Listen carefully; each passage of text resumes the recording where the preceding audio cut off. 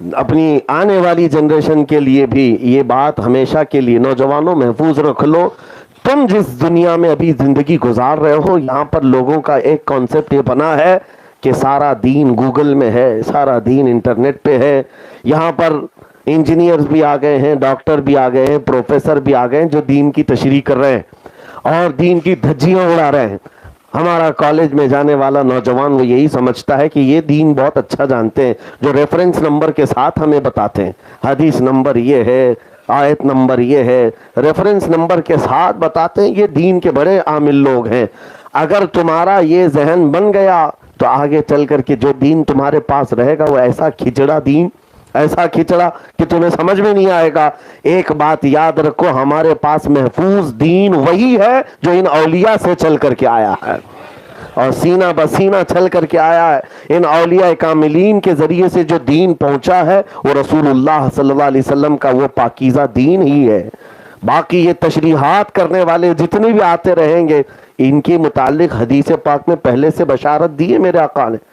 حضور پاک صلی اللہ تعالیٰ علیہ وسلم نے ارشاد فرمایا، اخیر زمانے میں کچھ ایسے لوگ آئیں گے جو قرآن کو ایسے پڑھیں گے تم سے بہتر لگے گا، لیکن قرآن ان کے حلق سے نیچے نہیں جا رہا ہوگا.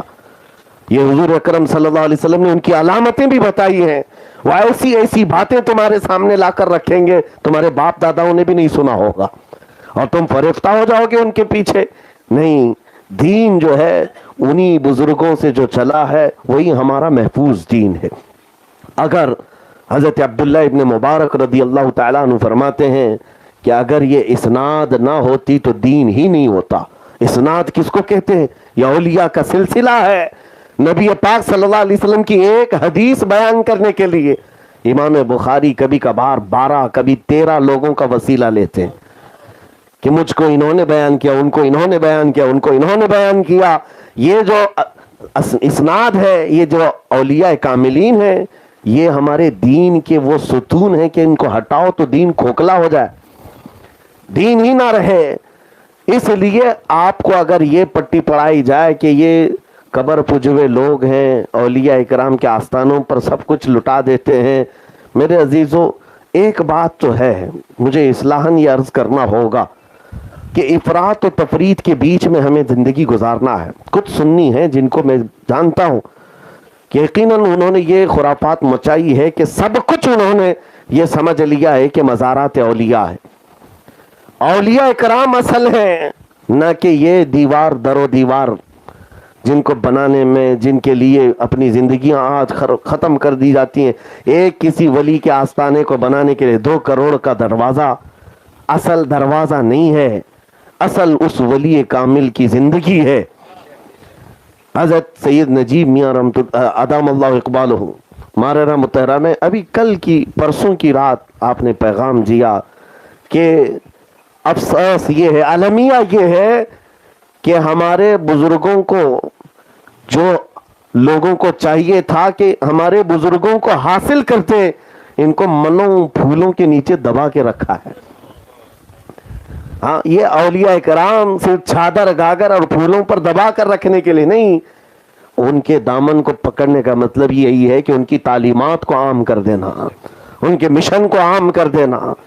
عزیزان گرامی وقار، آج نوجوانوں کو میں یہ بات کہتا ہوں، نسبت ضروری ہے لیکن ساتھ میں یہ افراط بھی نہ ہو کہ تم اصل دین کو یعنی حضور پاک صلی اللہ علیہ وسلم کو اور شریعت طاہرہ کو چھوڑ کر کے صرف یہ سمجھ کر کے چلو کہ صرف کسی مزار کے پاس میں ایک دھاگا باندھ دوں گا یا دروازہ لگا دوں گا، کھڑکی لگا دوں گا، بس کافی ہے.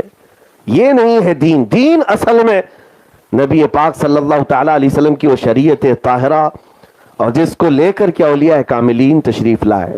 اگر ان تمام چیزوں سے آپ ہٹ گئے تو پھر کبھی تفریط کس کو کہتے ہیں؟ نہیں مانتا ہی نہیں، میں کسی ولی کو مانتا ہی نہیں. ایسا تنگ نظر ہو گیا ہے کہ وہ اولیاء اکرام سے بھی دور ہو گیا. افراط کہتے ہیں بہت ہی زیادہ غلو کرنے لگ گیا ہے. دونوں کے درمیان کا راستہ صحیح راستہ ہے، بیچ کا راستہ. یقیناً یہ اولیاء کاملین ہمارے لیے ذریعہ ہیں، نسبت ہے. اصل تو رسول اللہ کی ذات ہے، اصل رسول اللہ کی ذات ہے. آج دیکھتے نہیں، مجھے ایک صاحب جو दूसरे मकतब फ़िक्र से ताल्लुक़ रखते हैं, टॉन्ट मार करके कहा था कि मुफ्ती साहब आप बयान बहुत सारे करते हैं, अपनी कौम को आप देखें, कभी महफिलों में आप जा कर के देखें, आपकी महफिलों में ऐसा होता है कि पीर साहब की बात की जाए तो उछल कूद होती है और जब रसूलुल्लाह की बात की जाए तो सख्ता तारी होता है। क्यों ऐसा है? क्यों ऐसा है मेरे अजीजों? हो सकता है किसी महफिल को उन्होंने देखा हो, मैंने उनसे कहा ये हो सकता है किसी जाहिल महफिल को देख करके आपने कहा हो, लेकिन आज भी अल्हम्दुलिल्लाह हमारा अकीदा ये है, हम जिन औलिया की बात पर फख्र करते हैं वो इसलिए करते हैं कि हमको रसूलुल्लाह का दरवाजा भी दिखाया इन्हीं औलिया ने, हुजूर पाक तक पहुंचाया है इन औलिया कामिलीन ने।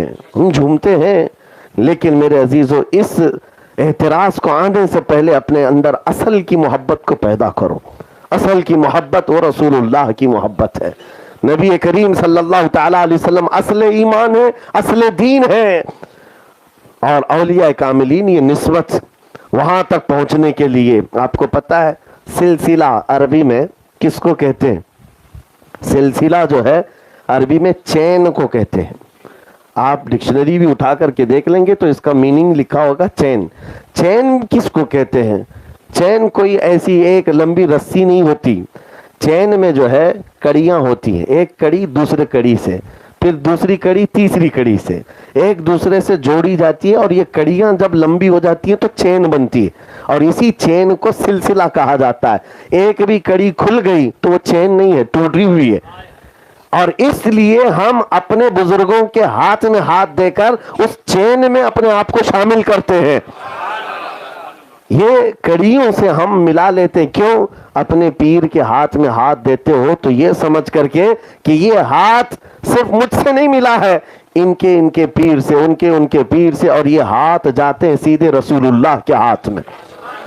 इसीलिए आला हज़रत ने फरमाया जिसका सिलसिला मुनक़ता है उससे बैत करना जायज़ भी नहीं, जायज़ भी नहीं। ये सिलसिला है, और सिलसिला असल जो है ये कड़ियाँ ये नहीं होती, आखिर में जहां जाकर मंजिल है वो असल है, वो असल है।